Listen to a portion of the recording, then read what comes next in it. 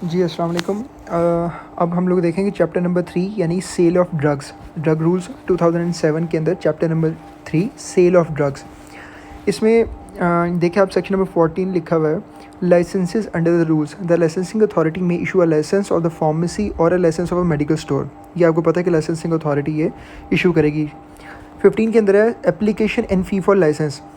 A person may apply to the licensing authority for the grant of renewal of a license referred to it in rule number 14 in form 8A and form 8B। ठीक है, आपको पता है 8A जो कि application होती है licence के लिए, वो 8A होता है फॉर्म, और 8B जो मेडिकल स्टोर के लिए है। ठीक है, तो ये आपने ये एप्लीकेशन होती है और इसके साथ कुछ फ़ीस अटैच करनी होती है। The applicant shall deposit the fee for the licence in the head of the account number this at the following rate. ठीक है, कितने पैसे देने हैं? 3000 rupees for the licence of the pharmacy and 2000 rupees for the licence of a medical store. तो ये MCQ आ सकता है कि फार्मेसी का जो लाइसेंस के लिए अप्लाई करते हैं, एप्लीकेशन देते हैं, कितने पैसे जमा करवाते हैं? फार्मेसी के लिए 3000 रुपीज़ और मेडिकल स्टोर के लिए 2000 रुपीज़। इसी तरह से 2000 rupees for the renewal of the licence of pharmacy and 1000 rupees for the renewal of the licence of a medical store. नए लाइसेंस के लिए 3000 फार्मेसी का था और 2000 मेडिकल स्टोर का था।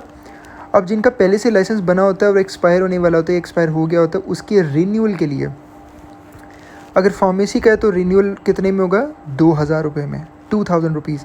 और अगर मेडिकल स्टोर है तो 1000 rupees for the medical store. The licensing authority shall issue or renewal licence subject to the conditions जो कि एक्ट के अंदर है। ठीक है, the applicant shall pay dash of the fees for the change of qualified. यानी कि change of qualified मतलब कि अगर आपके लाइसेंस के ऊपर पहले किसी एक ही कैटेगरी के ऊपर लाइसेंसिंग थी फार्मेसी की और अब वो फार्मासिस्ट आपको छोड़ के चला गया, किसी वजह से आपने चेंज करना है फार्मासिस्ट, तो आप चेंज ऑफ क्वालिफाइड की जो एप्लीकेशन देंगे आपको 50% ऑफ द फीस देनी पड़ेगी। ठीक है, for the change of the qualified person or the duplicate copy of licence, या फिर लाइसेंस की डुप्लीकेट कॉपी निकलवाने के लिए आपको जो फीस है उसका 50% देना पड़ेगा। ठीक है, उसके बाद ये MCQ आ सकता है कि -% ऑफ द फीस, तो 50% है। फॉर्म्स, अब 16 वाला है, forms of licences to sell drugs. ठीक है, the licensing authority shall issue a licence of the pharmacy in form number 9 and licence of a medical store in form number 10। अच्छा, अगर ये कहा जाए कि लाइसेंस जो होता है फार्मेसी का वो कौन सा फॉर्म पे होता है, ये कौन सा फॉर्म होता है वो, तो फॉर्म नंबर 9 पहले, तो वो फार्मेसी, फॉर्म नंबर 10 बाद में, यानी कि 10 बाद में 9 के, वो मेडिकल स्टोर। तो आपको इस तरह से याद रख लो कि फॉर्म नंबर 9 फॉर फार्मेसी का लाइसेंस है, फॉर्म नंबर 10 जो वो मेडिकल स्टोर का लाइसेंस है। अब 17 देखते हैं, sale at more than one place if a person desires to sell, store, exhibit for sale or distribute drugs at more than one place, वो एक से ज़्यादा जगहों पर बेचना चाहता है मेडिसिन को, he shall apply for a separate licence in respect of each place. तो उसको लाइसेंसिंग क्या करनी पड़ेगी? ये नहीं होगा कि आप एक लाइसेंस लें और 10 फार्मेसीज खोल के 10 जगहों में बेचें, नहीं, हर एक प्रेमिसेस की अलहदा लाइसेंसिंग होगी और उस प्रेमिसेस के अंदर ही वो सेल कर सकता है। आगे लिखा हुआ है, provision of the sub rule 1, ठीक है, shall not apply in case of the drugs are properly stored in a godown used only for the storage of drugs and which meets the storage conditions and is enlisted along with its complete address on the license। और यह है कि ये वाली जो है ना licensing की पहली वाली जो हमने पढ़ी कि लाइसेंस चाहिए होगा हर एक के लिए, ये गोडाउन्स वगैरह के लिए नहीं होता अगर तो उसको प्रॉपर्ली स्टोर वगैरह किया गया है ड्रग्स को वहाँ पे और वो मीट करा है स्टोरेज कंडीशंस को। ठीक है, और उसका एड्रेस वगैरह मेंशन है उसमें जब आप अप्लाई कर रहे हो। उसके बाद है ड्यूरेशन ऑफ द लाइसेंसेस, 18 वाला सेक्शन। इसमें है अ लाइसेंस इशूड और रीन्यूड, एक नया लाइसेंस इशू किया गया या रीन्यू किया गया under these rules shall unless suspended or cancelled earlier remain in force for 2 years from the date of issue. ये याद रखना है आपने, कोई भी लाइसेंस नया इशू होगा या रीन्यू होगा उसकी वैलिडिटी होती है 2 years के लिए। तो MCQ आ गया तो आपने क्या लिखना है, 0 1 2 3 या 1 2 3 4 या 2 3 4 5, तो इसमें से 2 years को सिलेक्ट करना है आपने, 2 years के लिए वो वैलिड रहता है, उसकी वैलिडिटी है, उसके बाद वो कैंसिल हो जाएगा। ठीक है, if a person fails to apply for the renewal of a licence within 30 days after its expiry of the licence his licence shall stand cancelled. अगर देखें एक बंदे ने लाइसेंस बनवाया हुआ था लेकिन उसका लाइसेंस जो है उसने रिन्यू कराना है with in the 30 days after expiry, ठीक है। उसने एक्सपायरी जब एक्सपायर हो गया तो 30 दिन के अंदर अंदर उसने अप्लाई कर देना है। अगर अप्लाई नहीं करेगा तो वो क्या होगा, कैंसिल कहलाया जाएगा। तो 30 डेज़ का ये MCQ आपने याद रखना है।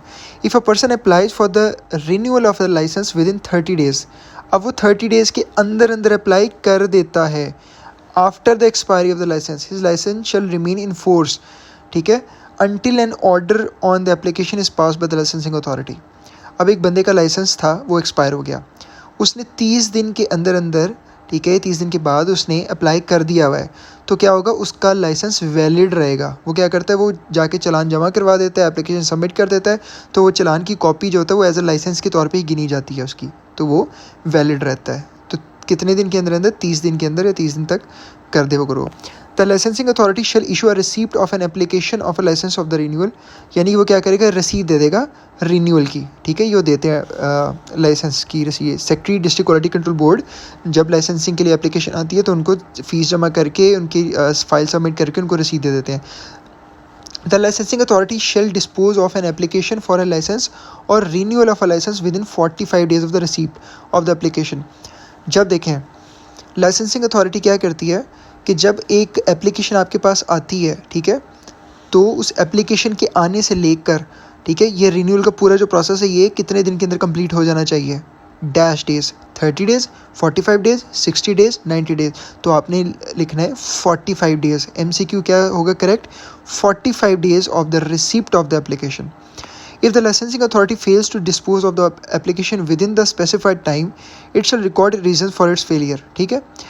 If in the opinion of the licensing authority it is not expedient in public interest to grant a license, it may refuse the application। अगर licensing authority may have a reason to believe that it is not in the public interest to grant the license, तो हम क्या करेंगे, उसको licence वो नहीं देगी। The licensing authority shall not renew a license, वो नहीं करेगी renew without an inspection report to the inspector. वो क्या होता है कि जब लाइसेंसिंग अथॉरिटी क्या होती है, जब लाइसेंसेस की फ़ाइल जमा होती है तो उसको टैली करके, कैटेगरी को वेरीफाई करके, डॉक्यूमेंट्स को वेरीफाई करके वो ड्रग इंस्पेक्टर के फ़ोन पे ऑनलाइन कर देते हैं। ड्रग इंस्पेक्टर क्या करता है, अपने फ़ोन को एप्लीकेशन पे जो आई होती है वो जाता है और जाके उसको फिज़िकली वेरीफाई करता है, पिक्चर्स वगैरह लेता है, वो ऑनलाइन भेज देता है। और फिर जब ड्रग इंस्पेक्टर की ये ऑनलाइन रिपोर्ट आ जाती है, इंस्पेक्शन रिपोर्ट आ जाती है, तब जाके लाइसेंसिंग अथॉरिटी उसको एक प्रिंटेड आउट लाइसेंस देती है, ठीक है। ये है इसमें इसका मतलब। आगे 19 वाला सेक्शन है conditions for issuance of the licences. Conditions क्या क्या है लाइसेंस इशू करने की। The licensing authority shall not issue a licence in the form number 9। Form number 9 किसका था, याद रखना है, फार्मेसी का licence. And form number 10 medical store का लाइसेंस। वो नहीं करेगी ये दोनों, फार्मेसी और मेडिकल स्टोर के लाइसेंस, जब तक के, देखें जब तक के क्या, the premises has the proper and adequate facility for storage of drugs and for the protection from direct sunlight, dust, dirt including refrigeration facility. तो कब तक नहीं देगी, जब तक कि ये फैसिलिटीज़ उसके पास नहीं होंगी। अगला, the premises is clean, hygienic and tidy condition. जब तक वो क्लीन, हाइजेनिक, टाइडी नहीं होगी तब तक वो लाइसेंसिंग नहीं होगी।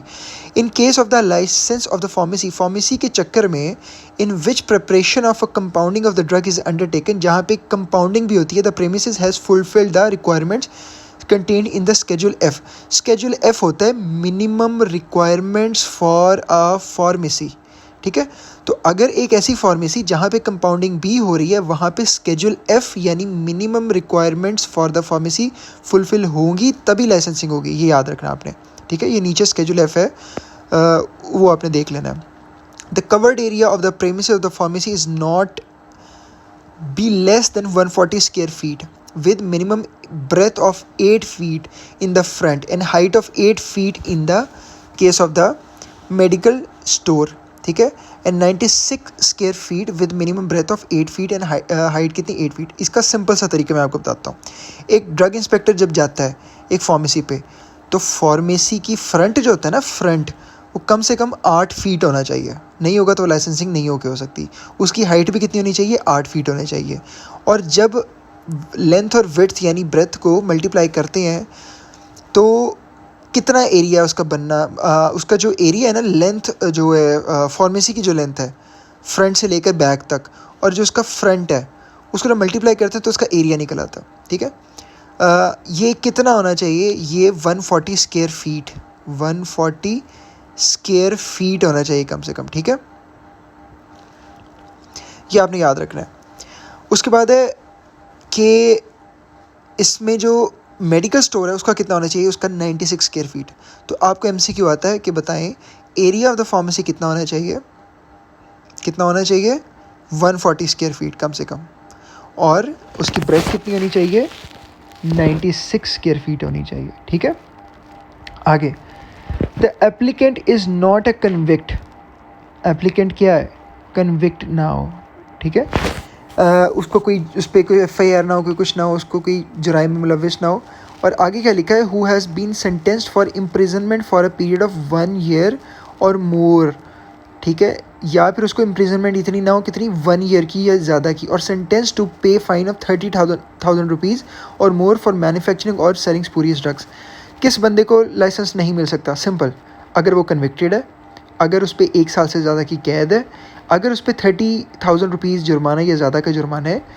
क्यों, क्योंकि उसने स्पूरियस यानी जाली अद्वियात बनाई हैं, ठीक है, तो उसको लाइसेंसिंग नहीं दी जा सकती। आगे, a person who is registered under the section number 24(1)(a) of the pharmacy act 1967 has agreed to personally supervise the sale of the drugs for license in the form number 9, pharmacy के form number 9 होता है, and a person who is registered under this section of the said act has agreed to supervise sale of the drugs in the license in the form number 10 कौन सा, medical store का, provided that provision of the rules of the license already issued shall come into force after 10 years from the notification of these rules।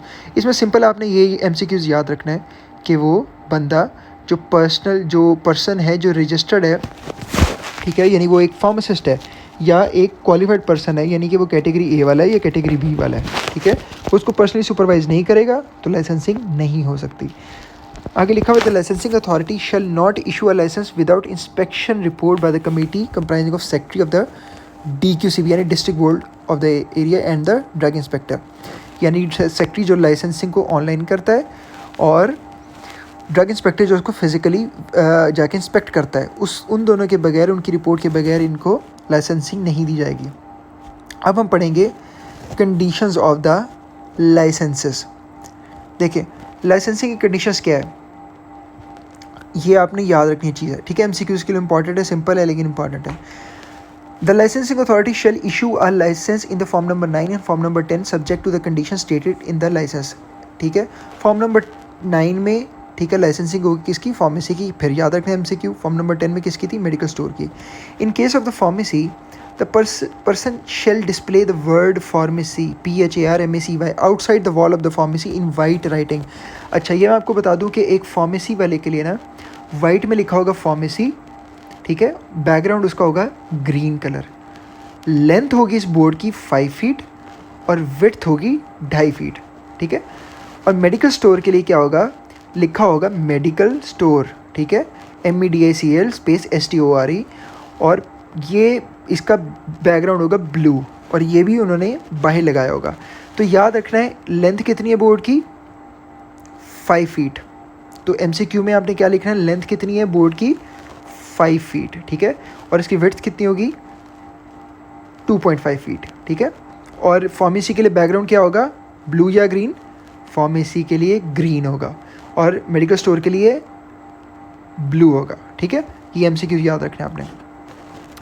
A person who is registered under the section 24(1)(a) of the Pharmacy Act 1967 shall personally supervise। और ये क्या होगा, इसका simple ये करना है कि जो बंदा कैटेगरी A होल्डर है, फार्मेसी एक्ट 1967 के अकॉर्डिंग ये कैटेगरी B होल्डर है, फार्मासिस्ट है, क्वालिफाइड पर्सन जिसको हम कह लें, वो पर्सनली सुपरवाइज करेगा फार्मेसी और मेडिकल स्टोर को।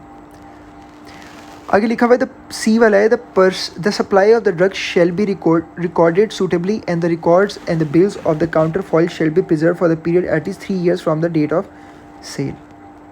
कि याद रखना है कि जब एक बंदा एक ये कर रहा है ड्रग का बिजनेस, तो वो 3 साल के लिए उसकी वारंटीज, इनवॉइसेस और रिकॉर्ड ऑफ सेल परचेज रखेगा, ठीक है, D। और ये 3 साल के लिए याद रखना है आपने MCQ, कितने साल के लिए वो रखेगा, 3 years के लिए। D में लिखा हुआ है drug specified in the schedule B and D and the preparation contain such drug shall not be sold except on and in accordance with a prescription original and retained by the pharmacy or the medical store of the registered medical practitioner. A prescription may be dispensed with in case of an emergency recorded in writing and register, and no such prescription shall be required for the sale of the drug to a registered medical practitioner, a hospital, dispensary or any other institution. ये मैं आपको बता दूँ, schedule B यानी आपकी narcotic, psychotropic and controlled substances, और D यानी कि ऐसी दवाइयाँ जो कि प्रिस्क्रिप्शन ड्रग्स होती हैं, प्रिस्क्रिप्शन के बगैर आप नहीं दे सकते, ठीक है। और शेड्यूल जी वगैरह, शेड्यूल 20, शेड्यूल डी और शेड्यूल जी, ये बड़े इंपॉर्टेंट शेड्यूल्स हैं, ये आपने देखने हैं, ठीक है। अब ऐसी जो चीज़ें होती हैं ना, आपने प्रिस्क्रिप्शन मेडिसिन वो आप नहीं दे सकते ऐसे आम तौर पे, ठीक है।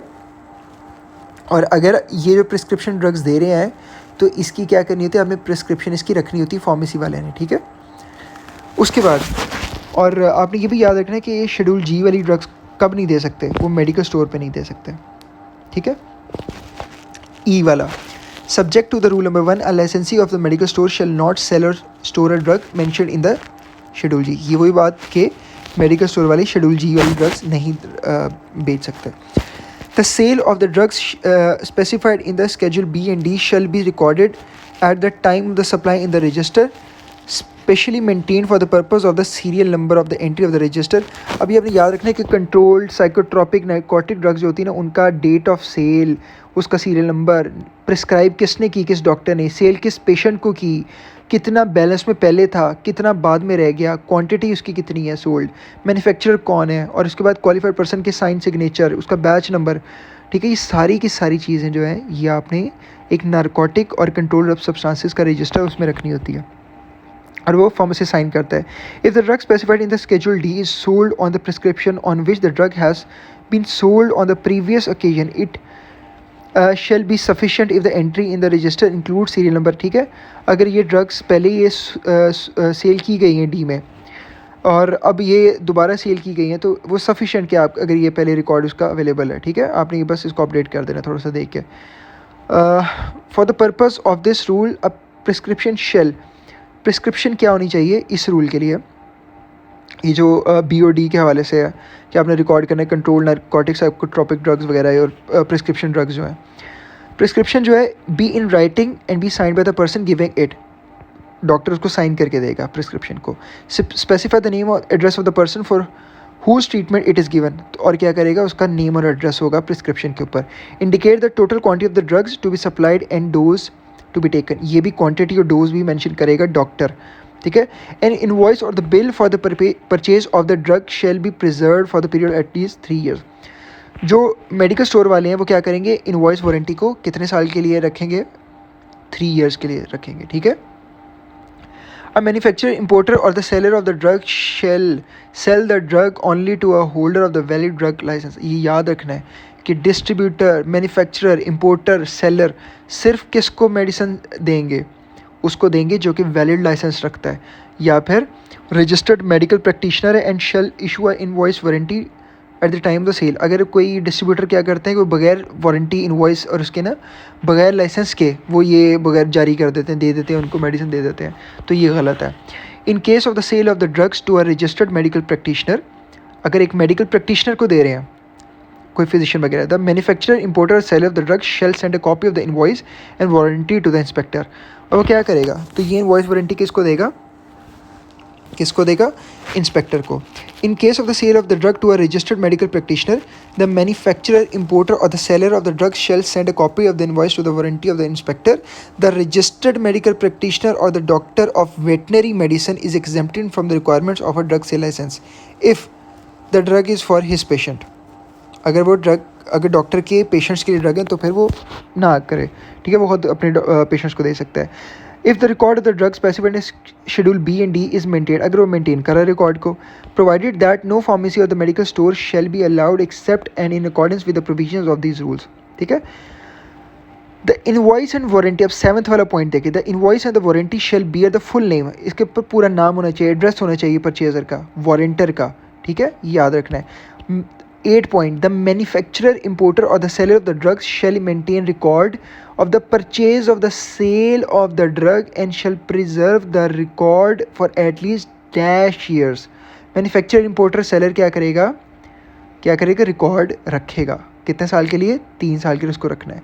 और उसमें क्या क्या होगा, the date of the purchase or sale, ख़रीदारी और फ़रोख्त का date of purchase, the name and address of the concern from whom the drug is purchase or the concern to whom the drug is sold. उसका name and address करना है जिससे ख़रीदी है जिसको बेची. ठीक है. The name of the drug, its batch number, the date of its expiry and the quantity of the drug. फिर उसके बाद the name of the manufacturer, ये रखना है. अब 9th वाला देखें, the except as otherwise provided in these rules a record required to be maintained under these rule be preserve for a period not less than dash years, 3 years. ये 3 ये याद रखना है, MCQ इंपॉर्टेंट है, ये आपका एक स्कोर पक्का है. ठीक है. The licensee shall produce for inspection by an inspector on demand or register or record maintain. ठीक है. ये आपने याद रखना है कि जब इंस्पेक्टर किसी फार्मेसी मेडिकल स्टोर को विजिट करता है तो वो कहता है आप अपना वारंटी इनवॉइस रजिस्टर वगैरह दिखाएं रिकॉर्ड का, तो आपने दिखाना होता है जो आपने 3 साल तक के लिए रखा होता है. ठीक है. A substance specified in the schedule E and that fall under the list of the poisons and the drugs specified in the schedule B. schedule E किसका होता है, ये poisons की होती है, याद रखना है आपने. ठीक है. और schedule B वाले जो होते हैं shall stored in a part of the premises to which customers do not have access. ये ऐसी premises में रखनी है जहाँ पे E और B वाले, जहाँ पे customers की direct access ना हो, या फिर लॉक्ड अलमारी में रखनी है, कबर्ड में, ड्रॉर में, reserve solely for the storage of the substance. ठीक है. ऑफ द ड्रग, ये आपने छुपा के रखनी है. ठीक है.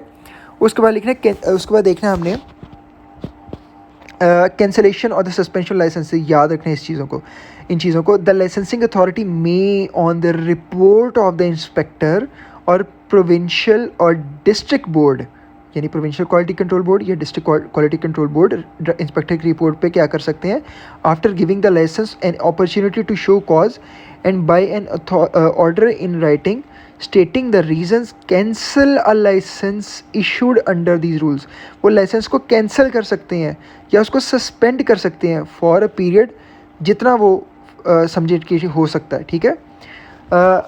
If in its opinion the license has failed to comply with the condition of the license, अगर उनको लगे कि conditions of the license नहीं meet हो रहा, फॉर एग्जाम्पल कंडीशन क्या होती है कि qualified person present हो, रजिस्टर्स मेंटेन्ड हो, सफाई का निज़ाम हो, टेम्परेचर मेंटेन्ड हो. अगर कोई भी इस तरह की साइन बोर्ड हो, अगर उनको लगे कोई भी ऐसी कंडीशन मीट नहीं हो रही, उनकी मर्ज़ी उसको सस्पेंड कर दे लाइसेंस को या कैंसिल कर दें.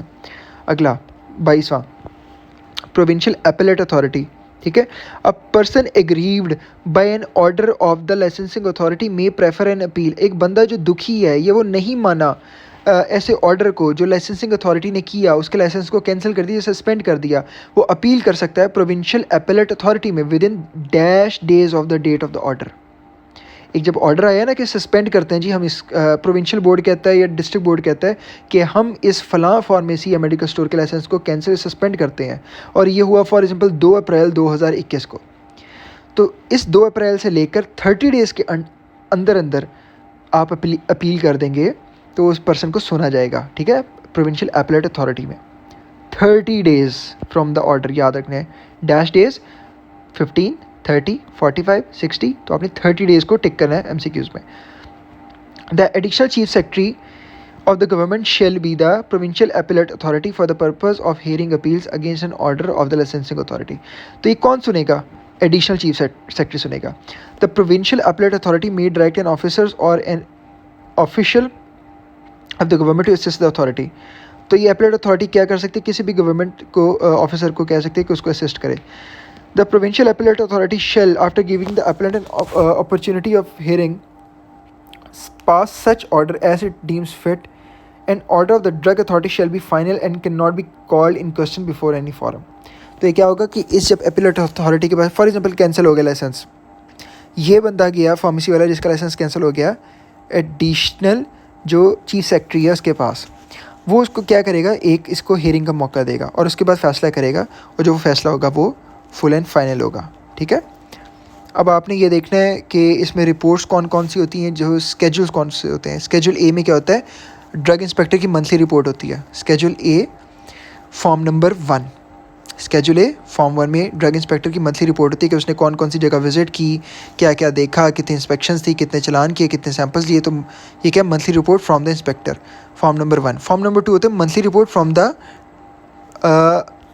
द जो आपका ड्रग DTL के अंदर जो आपका गवर्नमेंट एनालिस्ट होता है। तो फॉर्म नंबर 2 क्या होता है, drug report from the DTL, drug testing report होती है, क्या कितने सैंपल जो थे आपके स्पूरियस थे, सब स्टैंडर्ड थे, अडल्ट्रेटेड थे। Form number 2। तो फॉर्म नंबर 1 क्या था, monthly report from the drug inspector, और form number 2 progress report for the month of drug DTL की तरफ से, ठीक है। फॉर्म नंबर 3 होता है कि ड्रग इंस्पेक्टर इशू करता है कि एक फार्मेसी को विजिट किया और कहा कि ये वाला स्टॉक जो है इसको डिस्पोज ऑफ नहीं करना क्योंकि ये एक केस का एविडेंस है। तो not to dispose of stock in his possession वाला जो होगा फॉर्म नंबर 3 होगा, याद रखना है। फॉर्म नंबर 4 क्या होता है, जिस पर सैम्पलिंग करते हैं, यानी कि एक ड्रग इंस्पेक्टर कहता है intimation of the purpose to a person from whom the sample is taken, यानी जिस बंदे से ड्रग के सैंपल लेता है उसको ये फॉर्म दे देता है और उसकी कॉपी, और अपने पास ये रख लेता है इसकी कॉपी कि इस बंदे से ये सैंपल लिए हैं, और अगर जो ये एज अ रिकॉर्ड होता है उसके पास कि ये कहाँ से कितनी क्वांटिटी सैंपल की ली है, उसका registration number, batch number, quantity, bill number, manufacturing expiry date होती है इस फॉर्म नंबर 4 पे, ठीक है। फॉर्म नंबर 5 क्या होता है, ये वो होता है जिस पे सीजर करता है। तो सीजर वाला फॉर्म के आर्टिकल्स, जैसे ड्रग इंस्पेक्टर के किसी फार्मेसी पे उसने वहाँ से आर्टिकल सीज़ किए, मेडिसिन सीज़ की, उसका नेम, उसका batch number, manufacturer, quantity, reason of seizure क्या है कि वो विदाउट वारंटी थी, विदाउट क्वालिफाइड पर्सन था, या मेडिसिन जो थी वो स्टोरेज टेम्परेचर पे नहीं थी, ये सारी रीज़न ऑफ सीजर में लिखता है और वो ये फॉर्म नंबर 5 दे देता है इसकी कॉपी उस बंदे को कि ये आर्टिकल आपसे सीज़ किए गए हैं, ठीक है। उसके बाद फॉर्म नंबर 6 होता है कि जब सैंपल लेता है ना फॉर्म नंबर 4 पे ड्रग इंस्पेक्टर, तो एक मेमोरेंडम टू गवर्नमेंट एनालिस्ट भेजता है कि ये मैं आपको सैंपल भेज रहा हूँ, इसकी मैन्युफैक्चरिंग एक्सपायरी डेट ये है, इसका बैच ये है, इसकी क्वांटिटी ये है, तो आप इसको चेक करें, इसकी टेस्ट एंड एनालिसिस करें। तो DTL में ये memorandum to government analyst form number 6 है, ठीक है। फॉर्म नंबर 7 ये क्या होता है, ये गवर्नमेंट एनालिस्ट DTL से फॉर्म नंबर 7 पे एक रिपोर्ट भेजता है ड्रग इंस्पेक्टर को, और ये होता है कि आपकी मेडिसिन पास हो गई है, फेल हो गई है, सब स्टैंडर्ड है, स्पूरियस है, अडल्ट्रेटेड है, मिसब्रांडेड है। तो गवर्नमेंट एनालिस्ट की तरफ से जो ड्रग इंस्पेक्टर को होता है ये फॉर्म 7 होता है, ठीक है। उसके बाद है फॉर्म नंबर 8A, ये होता है एप्लीकेशन, ये होता है एप्लीकेशन, यानी कि हमने फार्मेसी बनानी है तो उसकी एप्लीकेशन देते हैं। तो ये 8A क्या होता है, application for the licence to sell, store, exhibit for sale or distribute drugs by way of pharmacy. और इसी तरह 8A ये होता है application for licence for pharmacy, और अगर मेडिकल स्टोर का लाइसेंस है तो वो 8B हो जाता है, ठीक है, 8B। ये देखें 8B मेडिकल स्टोर का लाइसेंस होता है, उसकी एप्लीकेशन होती है, application for the licence to sell, store, exhibit for sale वगैरह by way of medical store, लेकिन इसमें स्केड्यूल D ड्रग्स आप नहीं कर सकते। स्केड्यूल G जो होता है वो drugs by way of pharmacy ही कर सकते हैं, by way of medical store नहीं कर सकते। अब लाइसेंस जो होता है फार्मेसी वो क्या होता है, वो होता है form number 9। Form number 9 licence to sell drugs in pharmacy. Form number 10 क्या था, licence to sell drugs by medical store, ठीक है, मेडिकल स्टोर का ये होता है। और उसके बाद आते हैं स्केड्यूल B क्या था, ये मैंने आपको पहले बताया था वीडियो में, नारकोटिक, साइकोट्रॉपिक, एंटी डिप्रेसेंट और कंट्रोल ड्रग्स, शेड्यूल B, ठीक है, इसका रिकॉर्ड रखना होता है। C वाला जो होता है वो होते हैं आपके जो रेट होते हैं सैम्पलिंग के, जो ड्रग टेस्टिंग लैब के रेट होते हैं, ठीक है, ये शेड्यूल C होता है। D जो होता है ना, शेड्यूल D होता है कि to be sold by retailer, ये एक दुकान वाला तभी बेचेगा जब कोई रजिस्टर्ड मेडिकल प्रैक्टिशनर अपनी पर्ची देगा, ये वो देगा, प्रिस्क्रिप्शन देगा। प्रिस्क्रिप्शन के ऊपर जो ड्रग्स होते हैं इनको शेड्यूल D देखता है। शेड्यूल E होता है पॉइजन्स के लिए, ठीक है, ये शेड्यूल E है, और इसमें सारे के सारे पॉइजनस सब्सटेंसेस और उनकी परसेंटेज ऑफ पॉइजन कंटेंट वगैरह लिखा होता है, शेड्यूल E, ठीक है। E फॉर देख लें पॉइजन के उसमें लिखा होता है। F वो होता है minimum requirements for the pharmacy, minimum requirement for the pharmacy, और इसमें सारी लिखी होती है कि आपकी प्रेमिसेस जो होती है वो सेपरेट होनी चाहिए, प्राइवेट स्पेस होनी चाहिए, उसका जो उसमें लिखा होता है सारा एरिया जो होता है उसका सेक्शन का, अगर वो डिस्पेंसिंग डिपार्टमेंट है तो shall not be less than 6 metres for 1 person working there in, एक बंदे के लिए कम से कम 6 मीटर होना चाहिए। कितना होना चाहिए, 6 मीटर का। और अगर एडिशनल स्पेस चाहिए तो 2 मीटर की होनी चाहिए फॉर एडिशनल पर्सन, ठीक है, एक बंदा तो उसके लिए 6 मीटर, और एक एडिशनल स्पेस 2 स्क्वायर मीटर की होनी चाहिए, 6 स्क्वायर मीटर फॉर 1 पर्सन और 2 square metre for 1 additional person. Height कितनी होनी चाहिए, 2.5 स्क्वायर मीटर होनी चाहिए, ठीक है। ये आपने याद रखना है। ये कुछ चीज़ें हैं। और फ्लोर क्या होना चाहिए, स्मूथ होना चाहिए, वॉशेबल होना चाहिए, जो उसकी वॉल्स होती हैं वो टाइल्ड और ऑयली और प्लास्टर्ड होनी चाहिए, साफ़ सुथरी, ठीक है। और फार्मेसी जो होती है वो गुड क्वालिटी वाटर उसके पास होना चाहिए। उसके बाद फर्नीचर और एप्रेटिसेस होनी चाहिए, ठीक है। बाकी ये चीज़ इतना इंपॉर्टेंट नहीं है, लेकिन ये आपको वैसे पता होनी चाहिए। बुक्स वगैरह होनी चाहिए, कौन कौन सी, क्या कोई ड्रग एक्ट की, फार्मेसी एक्ट की, डेंजरस एक्ट की, और फार्माकोपियाज वगैरह होनी चाहिए, ठीक है। शेड्यूल जी क्या है, ये इंपॉर्टेंट है। शेड्यूल जी ये होता है कि drugs not to be sold by the licensing the form number 10। Form number 10 किसका था, मेडिकल स्टोर का। फॉर्म नंबर 10 था मेडिकल स्टोर का। तो फॉर्म नंबर 10 और शेड्यूल जी, इसका ताल्लुक ये है कि बहुत सारे चालान और सील वगैरह होती हैं फॉर्म मेडिकल स्टोर, क्योंकि वो उन्होंने ये सारी मेडिसिन रखी होती हैं, जैसे एंटी लेप्रोसी, इम्यूनाइजेशन चीज़ें, या फिर इम्यूनोसप्रेशन प्रोडक्ट्स जो होती हैं, एनेस्थेटिक्स होते हैं, एंटीबायोटिक काफ़ी होती हैं कुछ, जैसे वेनकोमाइसिन वगैरह, इमीपेनेवेन, कोलेस्ट्रीन वगैरह, आइनोट्रोपिक ड्रग्स, इंजेक्शन होते हैं प्रोस्टाग्लैंडिन वगैरह, alpha blocker, biotechnology products, narcotic, psychotropic, antiviral, thrombolytic enzyme product in dialysis, creams, aerosol, hormones. ये वो ड्रग्स होती हैं जो आप नहीं रख सकते मेडिकल स्टोर्स पे, ज़रूरत नहीं है, आप नहीं रख सकते, फार्मेसी पे रख सकते हैं, लेकिन वो उन्होंने रखी होती है, इस वजह से वो सील और चालान होती हैं। तो ये हमारा सारा लेक्चर था ड्रग रूल्स 2007 का थर्ड लेक्चर, जिसमें हमारे ड्रग रूल्स फिनिश हो गए हैं। Thank you. कोई क्वेश्चन हो तो आप नीचे पोस्ट कर सकते हैं। शुक्रिया एंड गुड लक।